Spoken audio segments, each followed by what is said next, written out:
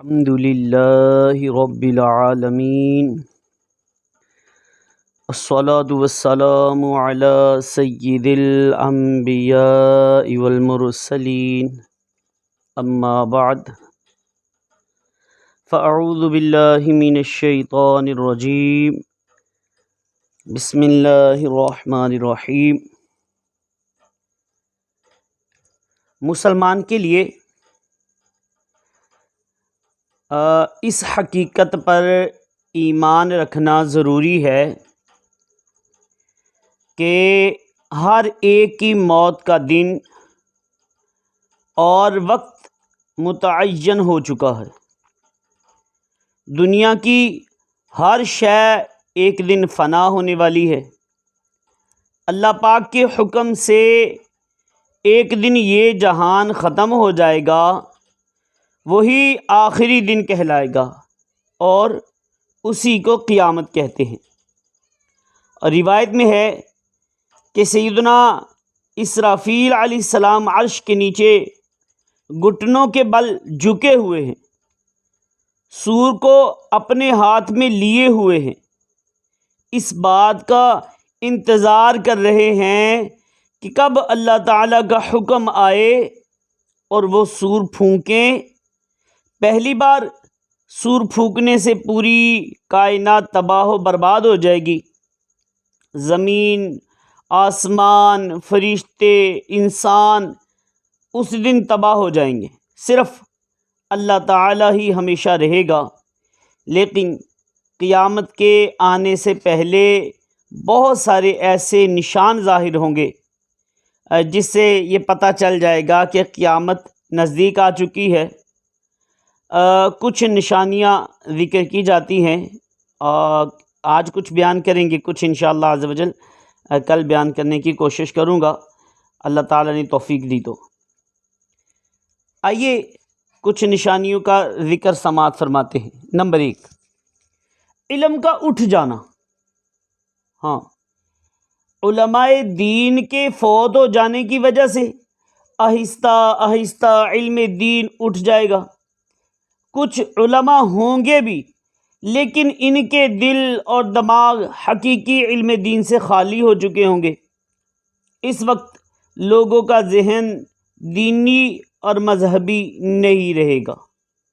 Number 1 نشانی۔ Number 2، جنسی بگاڑ۔ جنسی بگاڑ میں ترقی ہو جائے گی، زنا اور بدکاری عام ہو جائے گی، بے حیائی اس حد تک پہنچ جائے گی کہ انسان جانوروں کی طرح سر عام جمع کرے گا۔ عزت اور احترام، اخلاق اور آداب جو کہ چھوٹوں کو بڑوں کے ساتھ جوڑے رکھتے ہیں، یہ چیزیں ختم ہو جائیں گی۔ مردوں کی آبادی کم ہو جائے گی اور عورتوں کی آبادی بڑھ جائے گی، یہاں تک کہ ایک مرد کے لیے 50 عورتیں تعداد کے حساب سے ہوں گی۔ نمبر 3، جھوٹے نبی۔ اگرچہ نبوت سرکار دو عالم حضرت محمد مصطفیٰ صلی اللہ علیہ وسلم پر ختم ہو چکی ہے، پھر بھی کچھ لوگ نبوت کا دعویٰ کریں گے۔ کچھ جھوٹے نبی جن کو ہم جانتے ہیں، ان کے نام بھی میں عرض کرتا ہوں۔ ان کے نام یہ ہیں جنہوں نے دعویٰ کیا۔ ان میں ایک تھا مسیلمہ کذاب، یارب کے ریگستانی علاقے نجد، اس سے اس کا تعلق تھا، پہلا جو تھا۔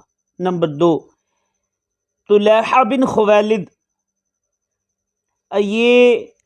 اور نمبر 3، اسود عنسی، اور نمبر 4، مرزا غلام احمد قادیانی۔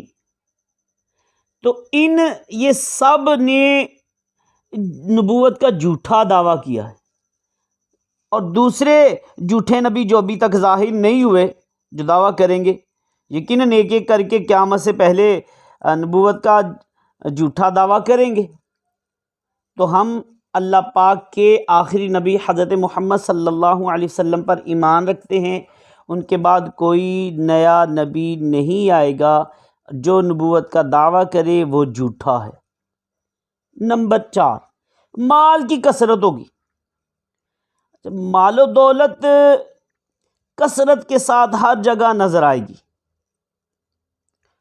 مال و دولت کی یہ کثرت اور اس کے فتنے اس قدر بڑھ جائیں گے کہ اہل اللہ جو اللہ والے ہیں، جو نیک لوگوں کے لیے اس کا برداشت کرنا مشکل ہو جائے گا، اور وہ قبرستانوں میں جا کر بیٹھ جائیں گے اور خواہش کریں گے کہ ہمیں موت آ جائے۔ علمان الحفیظ۔ ایک اور نشانی کہ وقت بہت جلدی گزر جائے گا، قیامت کی نشانیوں میں سے ایک نشانی یہ ہے کہ وقت اتنی جلدی گزرے گا گویا ایک سال ایک مہینے کی طرح لگے گا، اور مہینہ ہفتے کی طرح لگے گا، اور ہفتہ دن کی طرح لگے گا، اور دن ایسے گزر جائے گا کہ گویا چند لمحے گزرے ہوں۔ وقت سے برکت اٹھ جائے گی، لوگ دین اسلام کا علم اسلام کی ترقی کے لیے نہیں بلکہ اپنی دنیاوی ضرورتوں کو پورا کرنے کے لیے حاصل کریں گے۔ مرد عورتوں کے محکوم یعنی غلام بن جائیں گے، اور بچے ماں باپ کے نافرمان ہو جائیں گے۔ کچھ اس بات کو ترجیح دیں گے کہ وہ اپنے دوستوں میں رہیں گے اور ماں باپ کو چھوڑ دیں گے۔ لوگ مسجدوں میں دنیاوی گفتگو کریں گے، موسیقی، ناچ گانا کا ہر جگہ دور دورہ ہوگا۔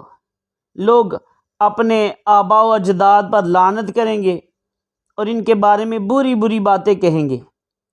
جنگلی جانور انسانوں سے باتیں کریں گے۔ گھٹیا اور جاہل لوگ بڑی بڑی عالی شان عمارتوں میں رہیں گے۔ تو یہ قیامت کی کچھ نشانیاں میں نے عرض کی ہیں۔ قیامت کی جو بڑی نشانیاں ہیں انشاءاللہ العزیز ان کے بارے میں بھی عرض کروں گا، جیسے امام مہدی کا ظہور جو ہے، دجال کا ظہور جو ہے، اور اللہ آپ کا بھلا کرے، دابت الارض جو ہے، یاجوج ماجوج وغیرہ، انشاءاللہ عز و جل موقع ملا تو ان نشانیوں کے بارے میں بھی کچھ عرض کرنے کی کوشش کروں گا۔